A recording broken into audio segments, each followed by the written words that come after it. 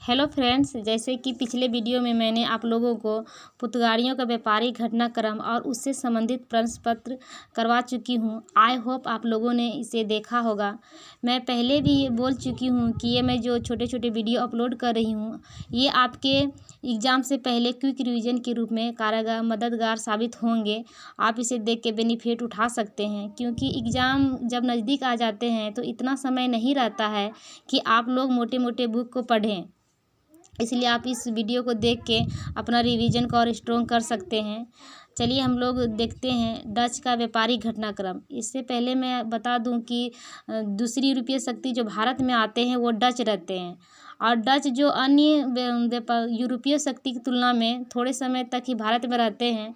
जैसे कि अंग्रेज़, फ्रांसीसी, पुर्तगाली की तुलना में डच की उपस्थिति थोड़े समय की ही रहती है इंडिया में।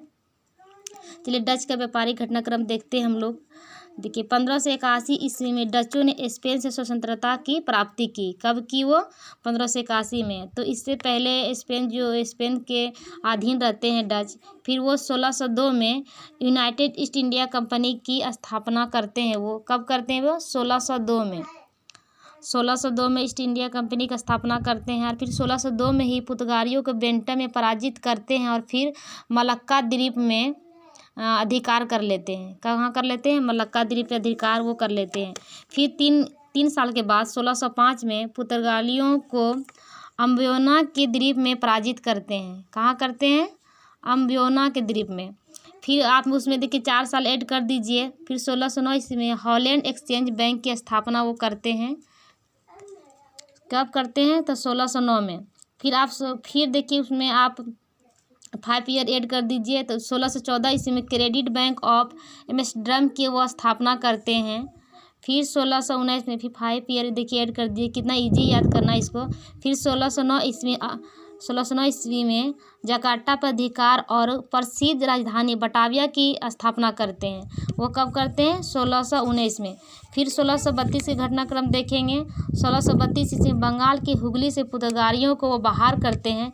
ये देखिए ईस्वी बहुत ही आपके लिए महत्वपूर्ण है, इससे प्रश्न बने भी हैं। 1632 ईस्वी में बंगाल की हुगली से पुर्तगालियों को बाहर वो करते हैं। फिर 1641 ईस्वी देखेंगे। 1641 ईस्वी में मलक्का पर पूर्ण अधिकार और स्थापना करते हैं। पूर्ण अधिकार की स्थापना करते हैं, जिनका उनका ही अधिकार रहता है मलक्का पे। फिर 1658 ईस्वी में श्रीलंका से पुर्तगालियों को बाहर करते हैं। कब वो करते हैं? तो 1658 में। फिर 1663 ईस्वी में कोचीन पर अधिकार कर पुर्तगालियों की शक्ति को सीमित कर देते हैं वो। तो 1663 में कोचीन पर अधिकार करके पुर्तगालियों को क्या करते हैं? उनका शक्ति जो है कोचीन में सीमित कर देते हैं। फिर चलिए एक बार क्विक रिवीजन फिर ले लेते हैं हम लोग। डच का व्यापारिक घटनाक्रम 1581 में डच ने स्पेन से स्वतंत्रता की प्राप्ति वो करते हैं। फिर 1602 में यूनाइटेड ईस्ट इंडिया कंपनी की स्थापना, उसी 1602 में ही पुर्तगालियों को बेंटम में पराजित करते हैं और मलक्का के द्वीपों पर अधिकार कर लेते हैं। 1605 में पुर्तगालियों को अम्बियोना द्वीप में वो पराजित करते हैं। 1609 में हॉलैंड एक्सचेंज बैंक की स्थापना। 1614 में क्रेडिट बैंक ऑफ एम्स्टर्डम की स्थापना।